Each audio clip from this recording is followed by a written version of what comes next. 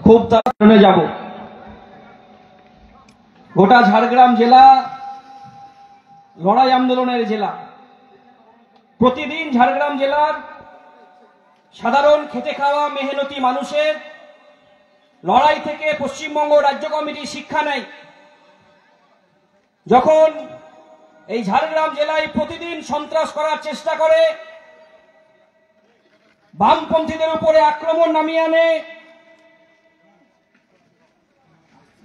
কেউ মাওবাদী সেজে তৃণমূলের লোকজন বামপন্থীদের উপরে আক্রমণ নামিয়ে আনে, বাড়ি থেকে তুলে নিয়ে গিয়ে জঙ্গলে পিটমুড়া দিয়ে বেঁধে রাখে। তারা ভেবেছিল ঝাড়গ্রাম জেলার সন্ত্রাস চালিয়ে পঞ্চায়েত, জেলা পরিষদ, এমএলএ, এমপি ভোট লুট করে, জোর করে, দখল করে ঝাড়গ্রাম জেলার বামপন্থী আন্দোলনকে শেষ করে দেবে।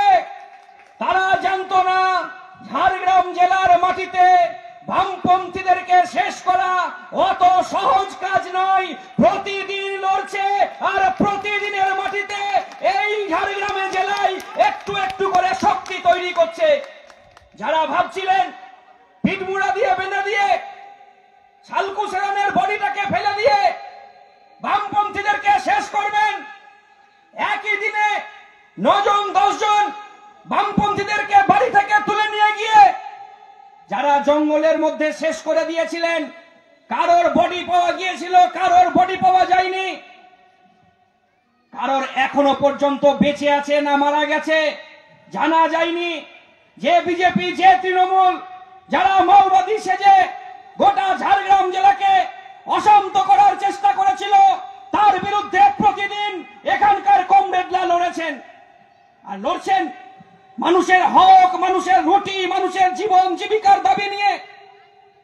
একদিকে কৃষক ফসলের দাম পাচ্ছে না, একদিকে নতুন কোন শিল্প হচ্ছে না, অন্যদিকে প্রতিদিন নিত্যপ্রিয় জিনিসের দাম মূল্য বৃদ্ধি হচ্ছে। ইউরিয়া, ডিএপি, পটাশ, কীটনাশক সহ সমস্ত কৃষি ফসলের দাম বাড়ছে, অথচ ধান বিক্রি হচ্ছে না।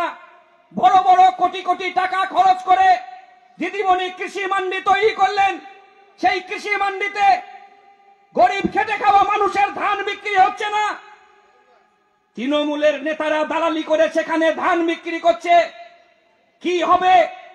একটার পর একটা স্কুল বন্ধ করে দিচ্ছে, একটার পর একটা কলেজ বন্ধ হয়ে যাচ্ছে, স্কুলে শিক্ষক নিয়োগ হচ্ছে না, মিড ডে মিলের খাবার পাচ্ছে না, মিড ডে মিলে একটা ডিম থাকছে না, মিড ডে মিলে একটা মসুরির ডাল থাকছে না। গরিব খেটে খাওয়া মানুষের জন্য পশ্চিমবাংলায় বামপন্থী ফ্রন্ট সরকার স্কুল তৈরি করেছিলেন, মিড ডে মিল চালু করেছিলেন, অঙ্গনওয়াড়িতে খাবার চালু করেছিলেন, স্বাস্থ্য কেন্দ্রে ওষুধের ব্যবস্থা করেছিলেন। আজকে স্বাস্থ্য কেন্দ্রে ওষুধ নাই, অঙ্গনওয়াড়িতে খাবার নাই, আর শিক্ষা কেন্দ্রে শিক্ষক নাই। আমরা বলবো ভাবুন, ভাবার সময় এসেছে। গোটা পশ্চিমবাংলার সাধারণ মেহনতি খেটে খাওয়া মানুষকে ঐক্যবদ্ধ হতে হবে। আদিবাসীদের জন্য কি করছেন? তফসিলদের জন্য কি করছেন? মেহনতি মাদের জন্য কি করছেন? আমার মাদেরকে, বোনদেরকে এখন প্রতিদিন চিন্তা করতে হচ্ছে, ভাতের হাঁড়িতে চাল দেবো না তেল দেবো।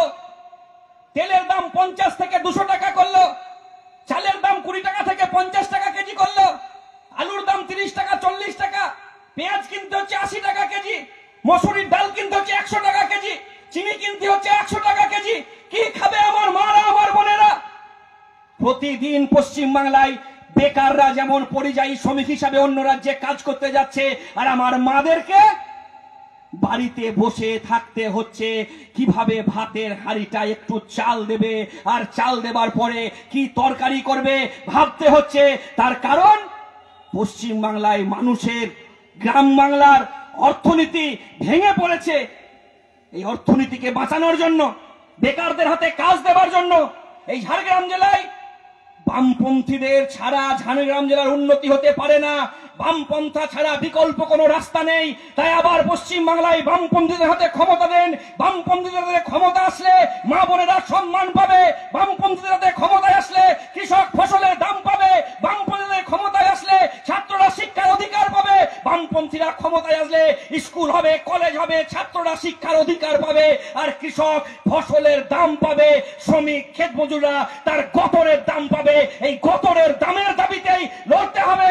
আসুন ঐক্যবদ্ধ লড়াইয়ের মাধ্যমে আগামী দিনের বৃহত্তর লড়াইয়ের মঞ্চ তৈরি করি। সকলকে অভিনন্দন জানিয়ে আমি আমার কথা শেষ করছি। ইনকিলাব জিন্দাবাদ, ডিওয়াইএফআই জিন্দাবাদ। ধ্রুবদাকে জেলার পক্ষ থেকে ধন্যবাদ। এখন আপনাদের সামনে বক্তব্য রাখবেন মীনাক্ষী দি।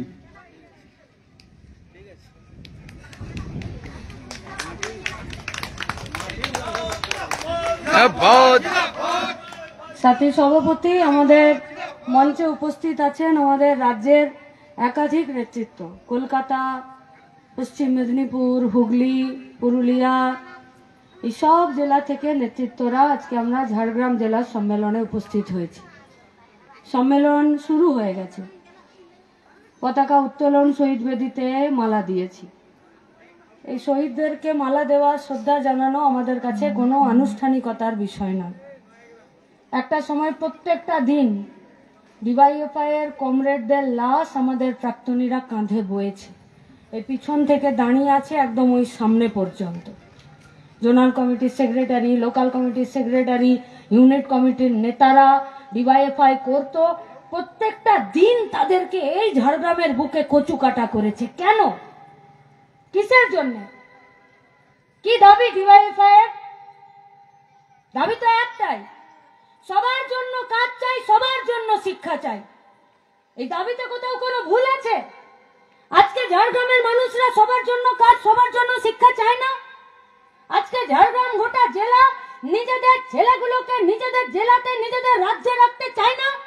আজকে গোটা ঝাড়গ্রাম জেলাতে স্কুলগুলোর গেটে তালা দিয়ে আর মদের দোকান খোলার পক্ষে দাঁড়িয়ে আছে। আজকের গোটা ঝাড়গ্রাম জেলা তারা রেশনের মাধ্যমে চাল, ডাল, তেল, আটা চায় না। তাহলে কেন ডিওয়াইএফআই কর্মীদেরকে কচুকাটা করলো? কারো গলাটা উড়িয়ে দিল, কারো শরীরটাকে বোম দিয়ে উড়িয়ে দিল, কারো ঘর ভেঙে দিল, কারো ছেলেকে 3টে দিন আম গাছের তলাতে বডিটাকে সৎকার করতে দিল না সালকু সোরেন। কি প্রয়োজন ছিল? কি লক্ষ্য ছিল? কি উদ্দেশ্য ছিল? কারা ছিল? এই ছত্রধর মাহাতোরা? কারা আসতো এই ঝাড়গ্রামের বুকে তাদের मोटरसाइकिलें चेपे? जब गरीब आदमी को काटा जा रहा था, जब गरीब आदमी को मारा जा रहा था, जब वामपंथियों को खून किया जा रहा था, तब कौन लोग थे? ये लोग মাওবাদীদের পিছনের গাড়ির সিটে বসে নিয়ে গোটা ঝাড়গ্রাম জেলা অভয়ে ঘুরে বেড়াতো। কারা ছিল? তারাই তো যারা আজকে ওষুধ কোম্পানির থেকে টাকা খাচ্ছে আর ওষুধের দাম বাড়াচ্ছে, যারা আজকে সাদা খাতাতে শিক্ষক, মাস্টারমশাই, দিদিমণিদের চাকরি দিচ্ছে আর তাদের কাছ থেকে লাখ লাখ টাকা ঘুষ নিচ্ছে। তারাই তো যারা আজকে আরজিকরের মতন হসপিটাল থেকে মেয়েটাকে রেপ করে খুন করে দিল আর গোটা হসপিটাল থেকে मुर्दों का लाश जो था वो लाश बेच रहा है। এরাই তো ছিল, এদেরই তো নাম তৃণমূল। আজকে কারা বিজেপিতে হয়েছে? ঝাড়গ্রাম জেলার আশেপাশের পাড়াগুলোতে, ঝাড়গ্রাম জেলার ভেতরে, ঝাড়গ্রাম পৌরসভা থেকে এই নয়াগ্রাম পর্যন্ত পঞ্চায়েতগুলোতে আশেপাশে চোখ দিয়ে তাকালে কি দেখতে পাওয়া যায়? সেদিনকে যারা তৃণমূলের বড় নেতা ছিল, দিনে মাওবাদী, দিনে তৃণমূল, রাতে মাওবাদী, আজকে তো তারাই বিজেপির নেতা হয়েছে। কি করছে? 4 বছরের অগ্নিবীর দেশ কা নজওয়ান ও দেশের জন্য সেনাবাহিনীতে যুক্ত হবে, 4 বছরের জন্য সিভিকে কাজ করবে, তারপরে তাকে রিটায়ারমেন্ট দিয়ে দেবে। কি নিয়ে এলো? রেল, বিএসএনএল, এলআইসি বেচে দাও। প্রত্যেকটা দিন বামপন্থীদের লড়াই আন্দোলনে যে 100 দিনের কাজটা ছিল, সেই কাজের টাকা যদি তৃণমূল চুরি করেছে, তো 2014 সালে মোদি দেশের সরকারে আসার পরে এই 100 দিনের কাজকে বন্ধ করে দিয়েছে। আজ গোটা পশ্চিমবঙ্গে 100 দিনের কাজ নেই। कारा बीजेपी महंगाई कमर तोड़ रहा है, बेरोजगार झाड़ग्राम छोड़ने के लिए मजबूर है, दवाई का दाम सर चढ़कर बोल रहा है, खाने का ठिकाना नहीं, रहने का जगह नहीं, और बोल रहा है कि हिंदू खतरे में है। अरे ना तो हिंदू खतरे में है, ना तो मुसलमान खतरे में है। अगर कोई है तो झाड़ग्राम থেকে শুরু করে গোটা ভারতবর্ষের গরিব আর মেহনতি মানুষ আর বেকার ছাত্র যুবরা বিপদে আছে। কি আছে এদের ব্লুপ্রিন্ট? কি করছে? কাল থেকে গোটা ভারতবর্ষে কি হচ্ছে? যুদ্ধ হচ্ছে পাকিস্তানের সাথে? না তো। ভারতবর্ষের মাটিতে ঢুকে 26 জনকে খুন করে দিয়ে চলে গেল आतंकवादीরা।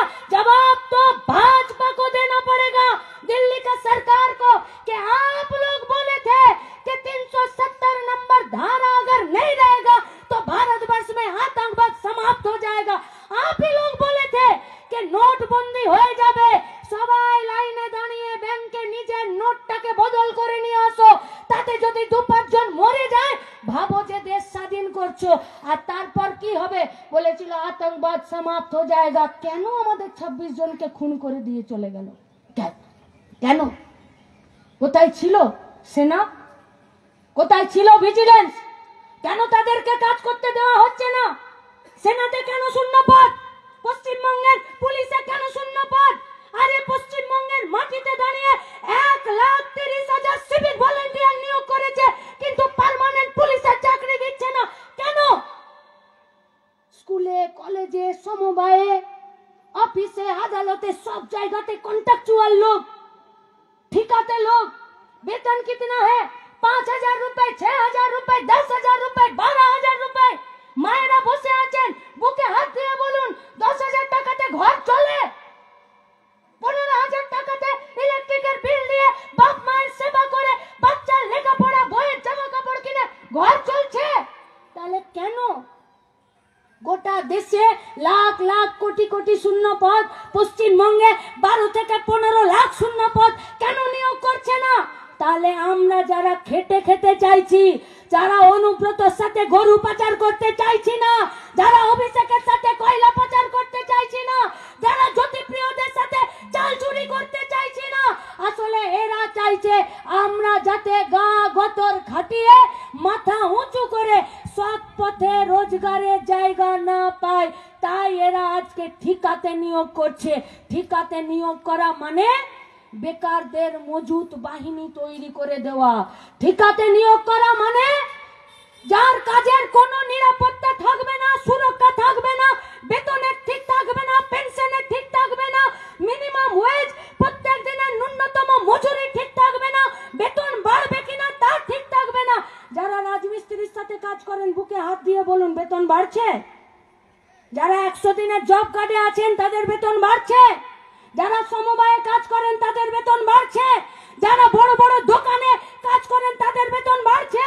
যারা হোটেল রেস্টুরেন্টে কাজ করছেন তাদের বেতন বাড়ছে? যারা প্রত্যেকটা দিন নিজের গায়ে গতর খাটিয়ে গাড়ি চালাচ্ছেন, টোটো চালাচ্ছেন, পিকআপ চালাচ্ছেন, তাদের বেতন বাড়ছে না? কেন বাড়ছে না? क्योंकि सरकार नहीं चाहती है। আমাদের মায়েরা গায়ে গায়ে বন্ধন ব্যাংকে লোন নিতে বাধ্য হচ্ছে সোনার গয়না কেনার জন্য না, ঘরের চাল ফুটো হয়ে গেছে, চালটা সেরে দিতে হবে। কেন? কারণ আবাস যোজনায় ঘর পায়নি। কেন লোন নিতে বাধ্য হচ্ছে? মেয়েটার বিয়ে চলে এসেছে, বিয়ে দিয়ে দিতে হবে। কেন? কারণ আমার নিজের ইনকামে মেয়ের বিয়ে দেওয়ার মুরদ নেই, আমাকে লোন নিতে হচ্ছে বন্ধন ব্যাংকে। স্বল্প পুঁজির যে ব্যাংকগুলো, ছোট পুঁজির, সেই পুঁজির কাছে, সেই ব্যাংকগুলোর কাছে কেন লোন নিতে হচ্ছে, ধার নিতে হচ্ছে? কারণ বাড়িতে যে বুড়ো লোকটা আছে তার হার্টের রোগ হয়ে গেছে, সরকারি হসপিটালে তার ট্রিটমেন্ট হচ্ছে না, আর স্বাস্থ্য সাথীর কার্ডে বেসরকারি হসপিটালগুলো মুখের উপরে দরজা বন্ধ করে দিচ্ছে। আর এই লোনে বেসরকারি ব্যাংকগুলো নিজেদের ইচ্ছা মতো সুদ নিচ্ছে। সরকারের কোনো আছে? না তো মাইক্রো ফিন্যান্স ব্যাংককে দেখছে, না তো পরিযায়ী শ্রমিককে দেখছে, না তো বেকার ছেলে মেয়েদেরকে দেখছে, না তো আমাদের পোয়াতি মাগুলোকে দেখছে। শুধু টিভিতে যুদ্ধ হবে, শুধু খবরের কাগজে যুদ্ধ হবে, শুধু इंडिया पाकिस्तानी युद्ध হবে। और भारतवर्ष के अंदर जो बेरोजगारी है उसके खिलाफ कब लड़ाई होगा? ভারতবর্ষের ভেতরে যে প্রত্যেক দিন জিনিসের দাম বাড়ছে তার বিরুদ্ধে কবে লড়াই হবে? ভারতবর্ষের বেকার ছেলে মেয়েদেরকে কম পয়সায় নিজেদের গতর বেচতে বাধ্য করছে, তার বিরুদ্ধে কবে লড়াই হবে? পঞ্চায়েত থেকে শুরু করে বিধানসভা থেকে শুরু করে দিল্লির পার্লামেন্ট পর্যন্ত, পঞ্চায়েতের মেম্বার থেকে এমপি পর্যন্ত তৃণমূল আর বিজেপির জনপ্রতিনিধিরা আছে, কিন্তু পার্লামেন্টের ভেতর থেকে ভারতবর্ষের পশ্চিমবঙ্গের বিধানসভা আর আমাদের পঞ্চায়েতের দপ্তরগুলোতে আমাদের কাজের জন্য কোনো কথা নেই। মাওবাদীরা খুন করলো, তৃণমূলের সঙ্গে আঁতাত করলো, মাওবাদীদের আজকে ঘর হয়ে গেল বড় বড়, আর গাঁয়ে গঞ্জে আমাদের যে লোকগুলোকে খুন করে দিয়ে চলে গেল, শহীদ করে দিয়ে চলে গেল, সেই শহীদ পরিবারগুলো কিছু পাবে না সরকারের কাছ থেকে? সরকার বলেছিল তো সব শহীদ পরিবারগুলোকে আমরা ফিরে মূল স্রোতে ফিরিয়ে আনবো।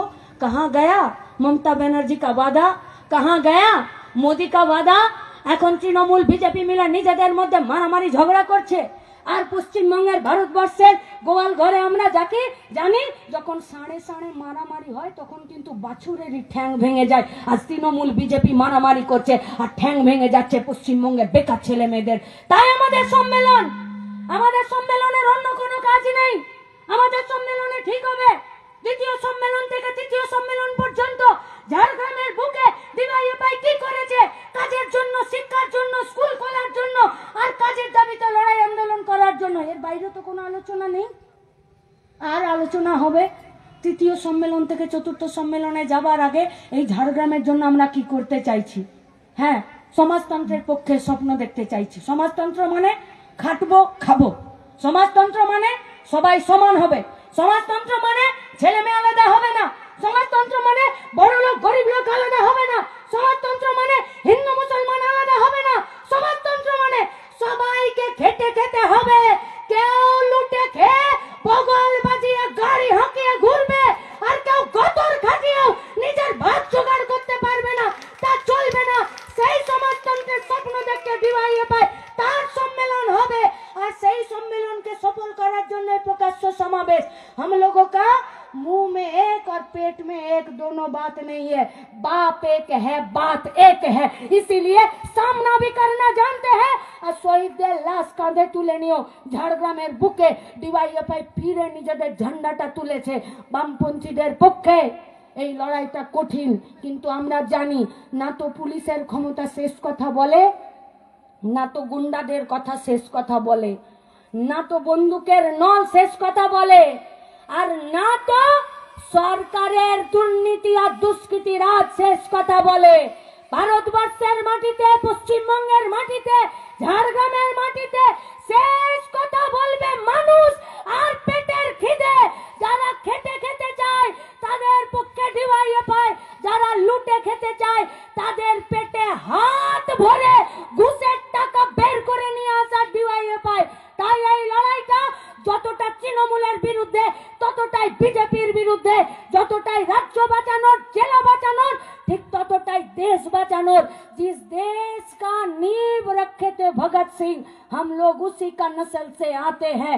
आज যে দেশের জন্য ভগৎ সিং থেকে ঝাড়গ্রামের ডিওয়াইএফআই প্রাণ দিয়েছে তাদের রক্তের কসম।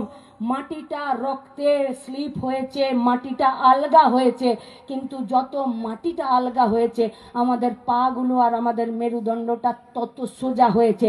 লাশ বয়েছি, লাশ এই কাঁধে ডিওয়াইএফআই এর কমরেডদের, বামপন্থীদের, লাল ঝান্ডার নেতাদের, গরিব মানুষের। আর যত লাশ বয়েছি তত কাঁধটা আমাদের শক্ত হয়েছে আর চওড়া হয়েছে। আপনাদের কাছে আর গোটাই ঝাড়গ্রাম নয়াগ্রামের সমস্ত মানুষের কাছে দেশ বাঁচানোর জন্য, রাজ্য বাঁচানোর জন্য, দেশের বেকার ছেলে মেয়েদের রুটি রোজগার, গা গতর মেধাকে বাঁচানোর জন্য আসুন। এই ভরসার হাত আপনাদেরকে ফিরিয়ে দেবে না। তাই মানুষের জোট শেষ কথা বলবে। সেই জোটের পক্ষে আগামী দিনে খেটে খাওয়া মেহনতি মানুষের আর বেকার ছাত্র যুবদের কাজের দাবিতে, লড়াইয়ের দাবিতে, তাদের পেটে ভাত আর হাতে কাজের দাবিতে যে লড়াইটা রাস্তায় থাকবে, সেই রাস্তায় আপনাদের প্রত্যেককে সামিল হওয়ার আহ্বান জানিয়ে আজকে আমার কথা এখানে শেষ করছি। ইনকলাব জিন্দাবাদ, ডিওয়াইএফআই জিন্দাবাদ।